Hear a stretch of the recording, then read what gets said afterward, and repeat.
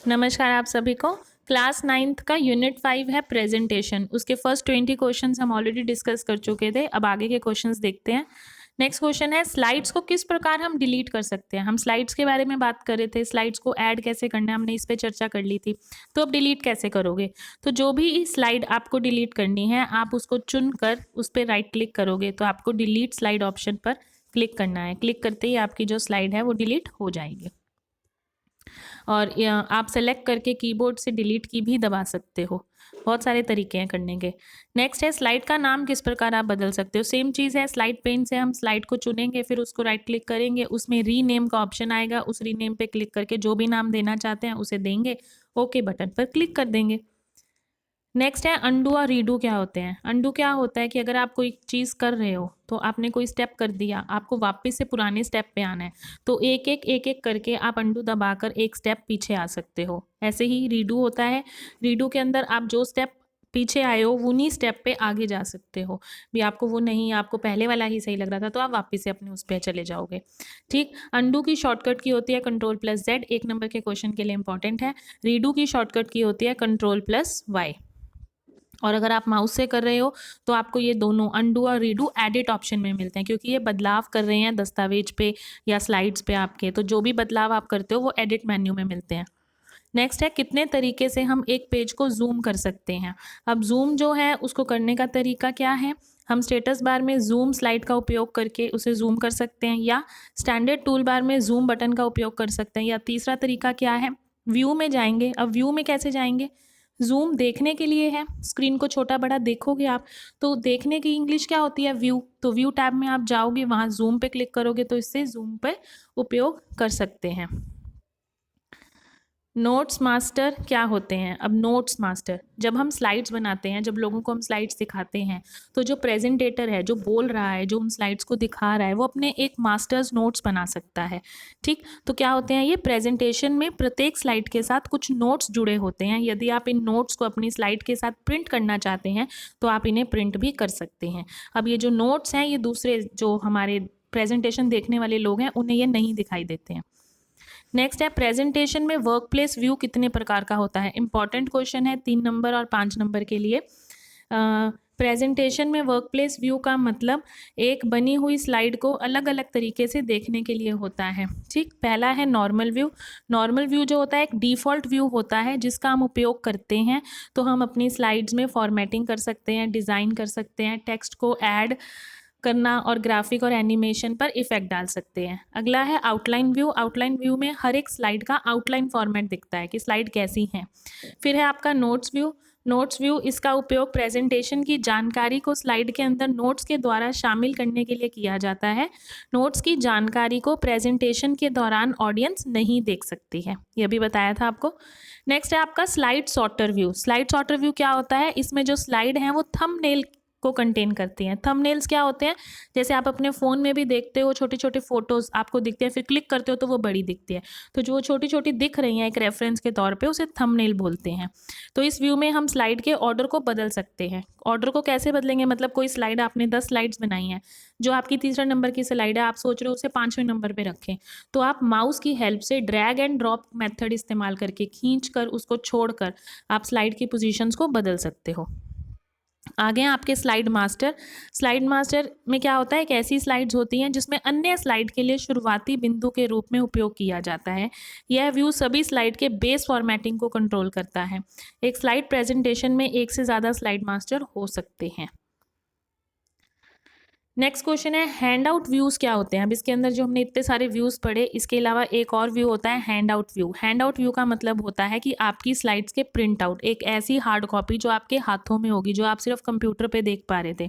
तो ये क्या है, प्रेजेंटेशन का प्रिंट आउट होता है। प्रेजेंटेशन देने के लिए पहले आपको यूज़र को हैंड आउट बांटने पड़ते हैं। जब भी अच्छी बड़ी बड़ी कॉन्फ्रेंसेज होती हैं तो जो प्रेजेंटेशन होती है उसके पहले प्रिंट आउट निकाल के पहले ही जो ऑडियंस होती है, जो सुनने वाले होते हैं, उनके पास होते हैं और फिर उन स्लाइड्स को चलाया जाता है, ताकि अगर वो देख नहीं पा रहे हैं या पहले से उसे पढ़ लें तो उन्हें आइडिया हो जाएगा कि टॉपिक क्या है। ठीक, इसमें हम स्लाइड को छोटे प्रिंट में एक पेज पे एक स्लाइड भी कर सकते हैं, 2 स्लाइड्स भी निकाल सकते हैं, 4, 6 या 9 की संख्या में भी हम निकाल सकते हैं। यह प्रेजेंटेशन की सभी स्लाइड्स का प्रिंट आउट निकाल कर ऑडियंस के बीच में बांटा जाता है। आगे है कि प्रेजेंटेशन में हम टेक्स्ट को फॉर्मेट करने के तरीके बताइए। इंपॉर्टेंट क्वेश्चन है, 3 मार्क्स के लिए। अब जो आप लिखते हैं आप उसमें कैसे कैसे बदलाव कर सकते हो। सबसे पहले जो आप लिख रहे हो उसका नाम बदल सकते हो, लिखाई बदल सकते हो, तो हम फॉन्ट नेम बदल सकते हैं। कहाँ से भरेंगे, चेंज करेंगे, फॉन्ट टाइप जो है उसके ड्रॉप डाउन में से हम सेलेक्ट कर लेंगे हमें कौन सी भाषा अच्छी लग रही है। फिर जो हम लिख रहे हैं हम उसके साइज़ को कर सकते हैं, उसे छोटा बड़ा देख सकते हैं।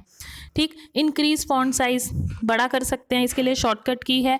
ये चीज़ इंपॉर्टेंट है जो आपके ये कॉम्पिटिटिव एग्जाम्स हैं उसमें पूछी जाती है, ये कंट्रोल और आपका क्लोजिंग ब्रेसेस, स्क्वायर ब्रेसेस। फिर डिक्रीज फॉन्ट साइज, छोटा करना है फॉन्ट साइज, तो वहाँ ऊपर से तो आप कर ही सकते हो जो आपके पास ऑप्शंस होते हैं टूल बार में, पर उसके अलावा शॉर्टकट की क्या होती है, कंट्रोल और ओपनिंग ब्रेसेस, ब्रैकेट्स। नेक्स्ट है आपका, आप बोल्ड कर सकते हो, गुड़े कर सकते हो, उसके लिए क्या होती है, कंट्रोल प्लस बी। ये गलत लिखा हुआ है यहाँ पे, ये कंट्रोल प्लस बी आएगी बोल्ड के लिए। नेक्स्ट आपके इटैलिक, इटैलिक में क्या होता है, थोड़े अक्षर टेढ़े लिखे जाते हैं, तो उसके लिए आपकी शॉर्टकट की होती है कंट्रोल प्लस आई। नेक्स्ट है अंडरलाइन, आप जो लिख रहे हो आप उसके नीचे एक लाइन खींच सकते हो, उसके लिए शॉर्टकट की क्या होती है, कंट्रोल प्लस यू। अगला है स्ट्राइक थ्रू। स्ट्राइक थ्रू में क्या होता है कि जो भी आपने सेलेक्ट किया है टेक्स्ट, उसके बीचों बीच से लाइन खिंच जाती है। ज़्यादातर ये चीज़ें तब देखने को मिलती हैं कि कोई कॉम्पिटिटिव एग्जाम है वो कैंसिल होता है या उसकी डेट आगे बढ़ जाती है, तो पहली डेट के ऊपर कांटा लगा दिया जाता है और फिर दूसरी डेट को दिखाया जाता है, तो स्ट्राइक थ्रू वहाँ यूज़ होता है। फिर आपकी होती है सुपरस्क्रिप्ट एंड सबस्क्रिप्ट। इंपॉर्टेंट है, सुपरस्क्रिप्ट क्या होती है, सुपरस्क्रिप्ट में जो आपका नॉर्मल पोजीशन होती है, जैसे सुपर का मतलब ऊपर, आपका ऐसे ये एक्स है, देखिए एक्स है, फॉर्मूला आप मैथ्स में देखते हो, एक्स के ऊपर 2 लगा हुआ है, तो ये सुपरस्क्रिप्ट है। ऐसे ही आपकी सबस्क्रिप्ट होती है। ठीक, सबस्क्रिप्ट के अंदर क्या होता है आपका, एक्स के पाँव में 2 होता है, या जैसे H2O फॉर्मूला लिखना हो तो ये सबस्क्रिप्ट होती हैं। तो आप सुपर याद रखिए, सुपर का मतलब ऊपर, ठीक है। और सुपरस्क्रिप्ट के लिए जो शॉर्टकट की होती है वो होती है आपकी shift plus control plus P, और सबस्क्रिप्ट के लिए शॉर्टकट की होती है shift plus control plus B. Next है जो आपका फॉन्ट है उसका आप कलर बदल सकते हो। उसे कहाँ से बदलोगे, फॉन्ट कलर में ड्रॉप डाउन लिस्ट में से जो कलर आप चुनोगे वो आ जाएगा। फिर आप अपने जो लिखा है आपने, आप उसे हाईलाइट कर सकते हो, हाईलाइटिंग होती है। तो ये सब तरीके हैं आपके फॉन्ट के अंदर या फॉर्मेटिंग करने में टेक्स्ट के ऊपर।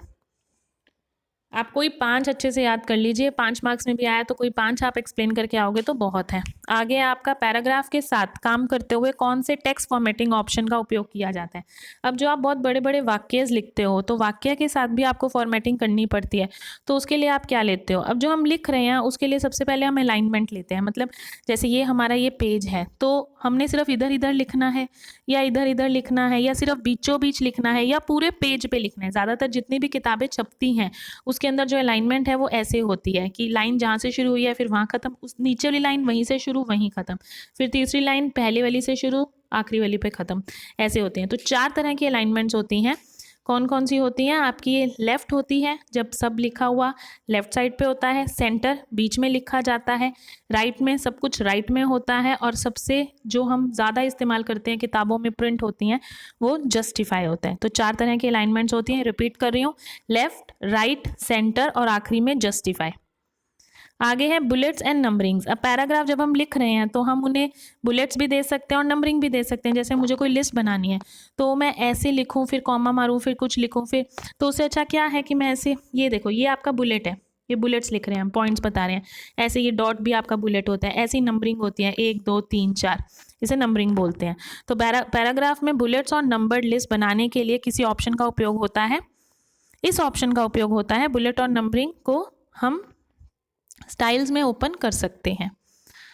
आगे है increase paragraph spacing, decrease paragraph spacing. अब जो पैराग्राफ आप बना रहे हो आप उसको इंक्रीज कर सकते हो और उसको डिक्रीज कर सकते हो, ठीक, उसके अंदर जो जगह है। आगे है लाइन स्पेसिंग। लाइन स्पेसिंग का मतलब होता है कि जो वाक्य बनाते हुए आपने लाइनें लिखी हैं उन दोनों लाइनों के बीच में भी आप जगह अपने हिसाब से दे सकते हो। आप थोड़ी जगह भी छोड़ सकते हो, आप जैसे 1.0 से शुरू होती है, फिर 1.15 होती है, 2 होती है, 2.25 होती है, ठीक। नेक्स्ट है आपका प्रेजेंटेशन में आप टेबल को क्रिएट कैसे करते हो। अब जब आपने डिजिटल डॉक्यूमेंटेशन पढ़ा था तब टेबल क्रिएट किया था, सेम वही तरीका था, स्प्रेडशीट में भी वैसा ही था। अब ऐसे ही प्रेजेंटेशन में भी वैसा ही है, आप इंसर्ट मेन्यू का उपयोग करके टेबल को क्रिएट करते हो। तो सबसे पहले हम प्रेजेंटेशन को खोलेंगे, फिर इंसर्ट मेन्यू के अंदर टेबल की कमांड पर क्लिक करेंगे। अब इसका डायलॉग बॉक्स खुलेगा। अब इसके अंदर हम नंबर ऑफ़ रोज़ और नंबर ऑफ़ कॉलम्स देंगे, क्योंकि जो टेबल है वो कॉलम और रो के जोड़ से ही बनता है। फिर ओके बटन पर क्लिक कर देंगे। अब क्लिक करते ही हमारा वो टेबल क्रिएट हो जाएगा।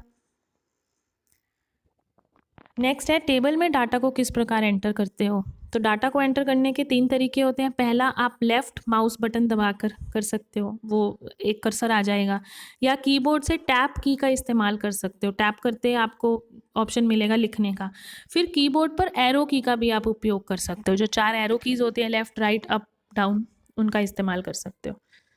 नेक्स्ट है हम cell, row, column and table को किस प्रकार सेलेक्ट कर सकते हैं। अब अगर आपको किसी सेल को सेलेक्ट करना है, सेल क्या होता है आपका, जैसे आपका ये कॉलम है, ये आपकी रो है, तो इन दोनों के जोड़ से आपका ये क्या बनते हैं, ये आपके सेल्स हैं। ठीक, अब ये सेल होता क्या है, इस सेल को आप कैसे सेलेक्ट करोगे। किसी टेबल के अंदर एक सेल को सेलेक्ट करने के लिए माउस कर्सर को उसके लेफ्ट किनारे पर रखेंगे, और जब कर्सर एक स्लोप्ड वाइट एरो में बदल जाए तो राइट माउस बटन दबाएंगे। देखिए आपका जो माउस का कर्सर है वो ऐसे आई में बदल जाता है वाइट कलर का, तो इसका मतलब कि जो सेल है उसमें आप कुछ लिख सकते हो।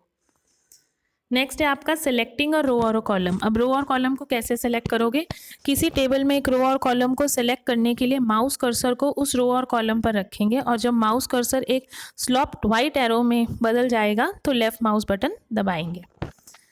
ऐसे ही सेलेक्ट टेबल को कैसे सेलेक्ट करोगे, सेम वैसे ही है कि क्लिक करने के बाद इसके किनारे पर माउस कर्सर ले जाएंगे और फिर एक कर्सर पर स्लोप वाइट एरो में बदल जाएगा, तो फिर हम उसे उस पोजीशन को हिला सकते हैं टेबल को। नेक्स्ट है आपका माउस का उपयोग कर कॉलम की विड्थ और रो की हाइट को कैसे एडजस्ट कर सकते हैं। माउस का उपयोग करके जो आपने सेल बनाया है, जो आपने टेबल बनाया है, आप उसको उसकी जो लंबी लाइनें हैं उनको कैसे एडजस्ट कर सकते हो, और जो लिटी लाइनें हैं उनको कैसे कर सकते हो। तो कॉलम की विड्थ बदलने के लिए 2 कॉलम के बीच की सीमा रेखा पर स्थित बॉर्डर पर कर्सर को लेकर जाएंगे। देखिए जैसे बताती हूँ, जैसे आपने ये एक टेबल बनाया, ठीक, अब आपको ये वाली है इसको बड़ा करना है, तो इस जो ये वाला जो बॉर्डर लाइन है आप इसको हिलाएंगे।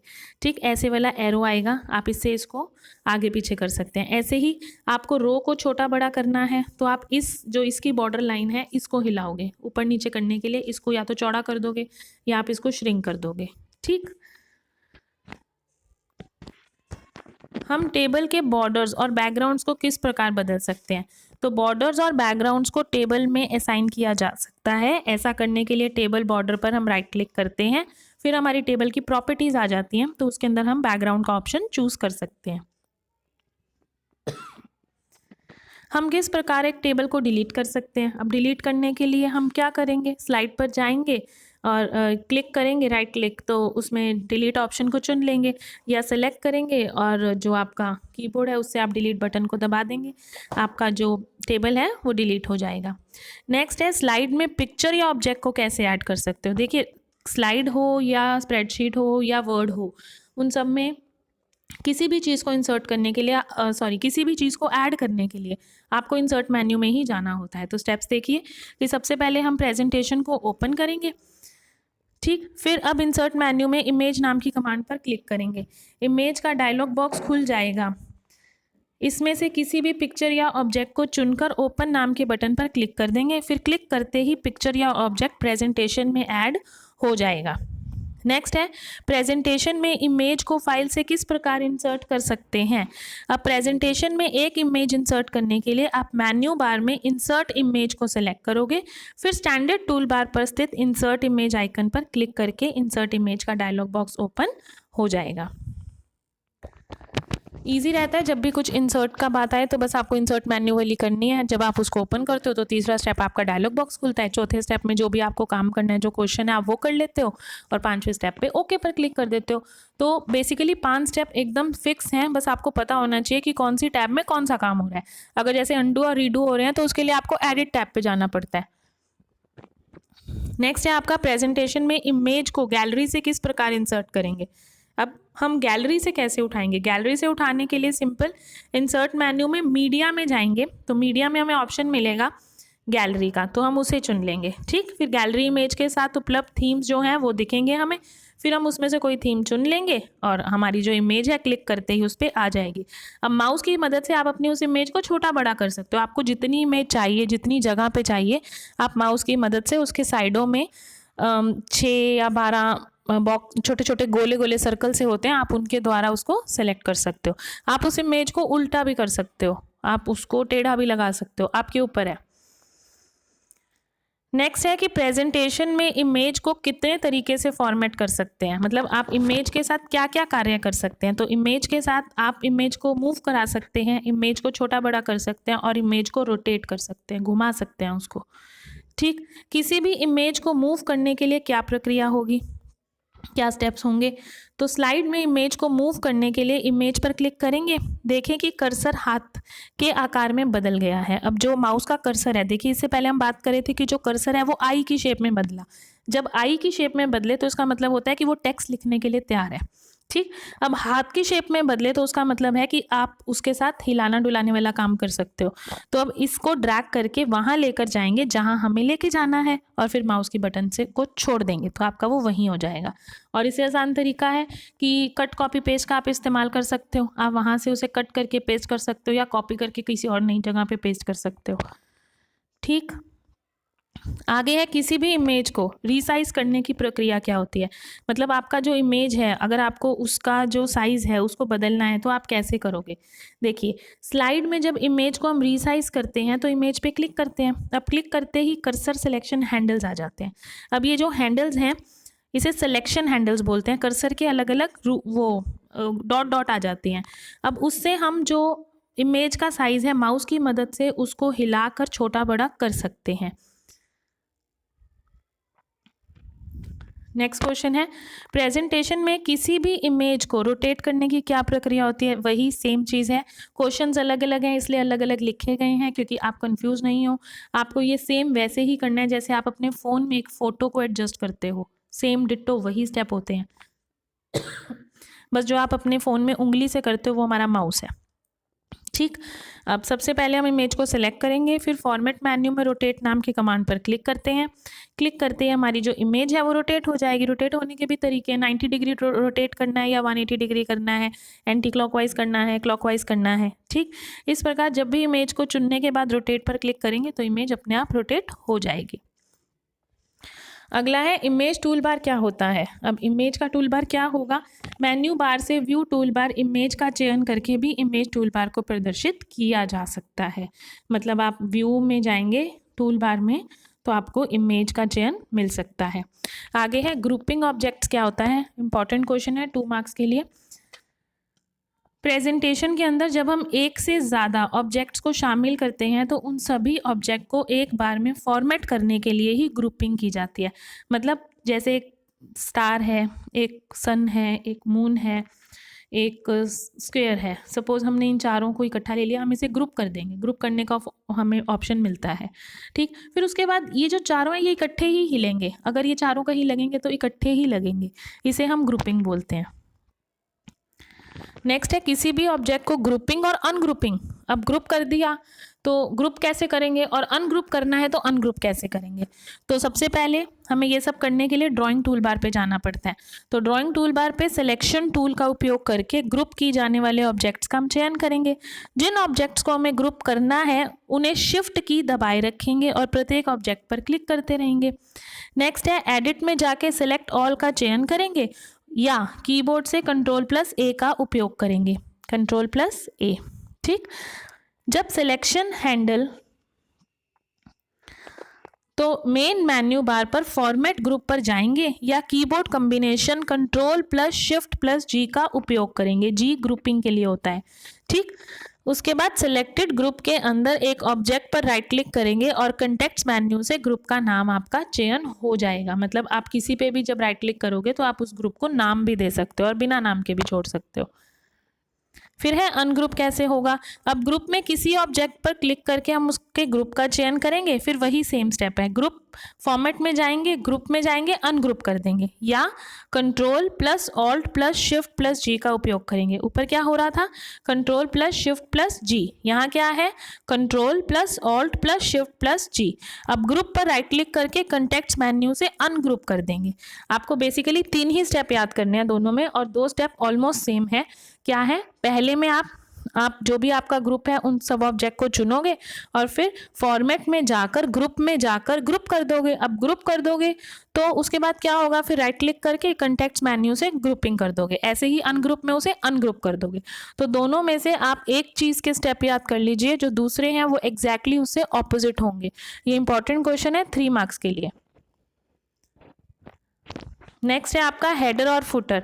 अब हेडर और फुटर्स क्या होते हैं, हेडर आपके पेज में सबसे ऊपर आते हैं, जितने भी पेजेस आप ले रहे हो सब में वो आएगा, और फुटर आपके पेज के निचली तरफ आते हैं। अब इसमें क्या क्या चीज़ें आप डाल सकते हो, आप इसमें डेट और टाइम डाल सकते हो, तारीख और समय, ठीक। आपकी जो स्लाइड्स हैं आप उसका नंबर डाल सकते हो, 1 2 3 4, आपके हेडर में भी डल सकता है और फुटर में भी डल सकता है। नेक्स्ट है ऑथर, जो भी बना रहा है उसको या जहाँ से आपने लिया है उस ऑथर का नाम आ सकता है, लैंग्वेज आ सकती है, या कोई सब्जेक्ट है उसका नाम आ सकता है, ठीक। हेडर स्लाइड के टॉप में कुछ भी टेक्स्ट लिखने के लिए किया जाता है, और फुटर स्लाइड के बॉटम में कुछ भी टेक्स्ट लिखने के लिए किया जाता है। नेक्स्ट क्वेश्चन है, अपनी प्रेजेंटेशन में स्लाइड ट्रांजिशन को ऐड करने के स्टेप्स लिखिए। अब ट्रांजिशन क्या होती है, जो स्लाइड है आपकी वो हिलती डुलती आती हैं, जैसे आपने कई बार फिल्मों में या मूवी, घर में कोई शादी होती है तो जो कैसेट बन के आती थी या मूवी बनती है तो उसके अंदर ऐसे वो घूम कर आते हैं, है ना, उस चीज़ को हम ट्रांजिशन बोलते हैं। तो सबसे पहले हम प्रेजेंटेशन को ओपन करेंगे, फिर स्लाइड तैयार करेंगे, फिर व्यू मेन्यू में स्लाइड ट्रांजिशन के नाम की कमांड पर क्लिक करेंगे। अगर ट्रांजिशन को मॉडिफाई करना चाहते हैं तो हम वो भी कर सकते हैं। कैसे मॉडिफाई करेंगे, अब ट्रांजिशन का मतलब क्या है, हिलती डुलती, तो हम उसका समय बदल सकते हैं, हम उसके पीछे जो आवाज़ आ रही है उसको बदल सकते हैं। इसके बाद apply transition to all slides पर क्लिक कर देंगे, क्लिक करते ही हमारी स्लाइड ट्रांजिशन पर ऐड हो जाएंगे। नेक्स्ट है आपका ड्राइंग टूल्स क्या होता है और उसको कैसे एक्टिवेट करते हो, इंपॉर्टेंट क्वेश्चन है 3 मार्क्स के लिए। अब ड्राइंग टूल बार क्या होते हैं, हमारे ग्राफिकल ऑब्जेक्ट्स होते हैं, कोई चांद, सितारा, एरो, डब्बा, सर्कल, ये सब ड्राइंग टूल्स कहलाते हैं, ठीक। अब ये हमें मिलते कहाँ हैं, ये हमें व्यू में मिलते हैं, टूल बार में ड्राइंग, ठीक। अब इसमें हम क्या क्या कर सकते हैं, ड्रॉ लाइंस कर सकते हैं, अलग अलग बहुत तरीके की लाइंस को आप ड्रॉ कर सकते हो, छोटी, बड़ी, मोटी, स्पेस दे दे के, बिंदियों वाली लाइन, ठीक है। ऐसे ही शेप्स को आप ड्रॉ कर सकते हो, ड्राइंग शेप्स होती हैं। अब इस टूल का उपयोग करके हम किसी भी शेप को सिलेक्ट करके डॉक्यूमेंट में शामिल कर सकते हैं। तो ये आपके 47 क्वेश्चंस थे इन टोटल यूनिट 5 के। होप आपको ये वीडियो हेल्पफुल रहे आपके एनुअल एग्ज़ाम के लिए। ये नोट्स प्रिपेयर कराने के लिए मेरी स्कूल की स्टूडेंट तमन्ना बहुत ज़्यादा हेल्प कर रही है मुझे। Thank you so much.